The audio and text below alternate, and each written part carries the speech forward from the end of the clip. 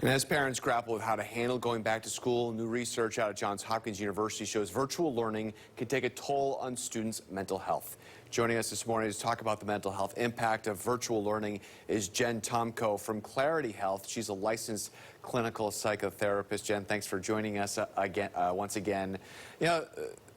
Let's start with perhaps the most noticeable change for virtual learning. Kids will be on the device now for hours more every day. Why does that worry you? A couple of reasons. First, when I'm working with kids up until recently, I've been telling them that if they hit 2 to 3 hours of screen time per day, then basically they're at risk of becoming addicted. There are statistics that show this.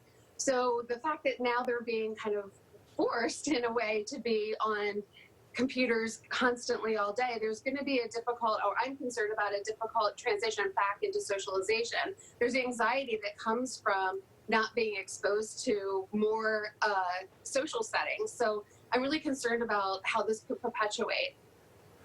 Is there a difference in age groups? Can you break it down, how the different impact it might have?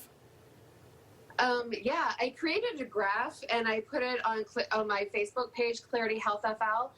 But basically, every stage that we go through has a different impact for our socialization. So 0 to 5, it's kind of minimal in comparatively to other stages. So 0 to 5, there's a lot of parallel play, and it's more about just like the parental safety and things like that. So it's important to socialize, but we can do mommy and me groups or daddy and me groups, or we can do small groups or things like that. And then as we go into elementary and middle, elementary is not quite as important, but it's important for socialization.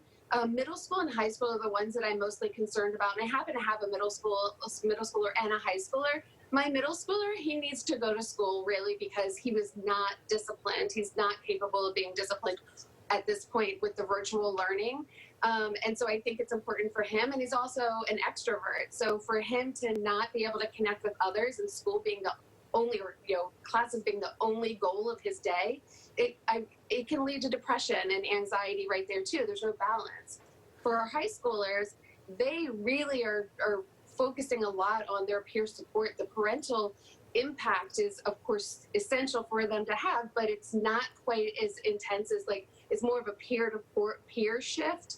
So if they're not connecting with peers and they're not being exposed to those situations, which they have to deal with conflict resolution and mood management, if they're not being exposed to that, I'm worried about the long-term effects of that too. I think if it's just a month or two, I think it'll be okay.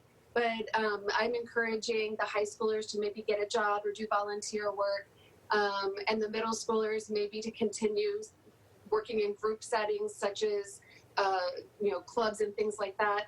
So I think that it's really important to notice that the needs for each of those groups are a little bit different, but also not to panic if it's as long as it's for a brief period of time, but try to continue letting your kids socialize. So that's the key, trying to find ways to get the kids around. Thank you very much, Jen. So tough for parents to make these decisions right now, so thank you. Thank you. Have a great day. You too. Still ahead, the military is responding to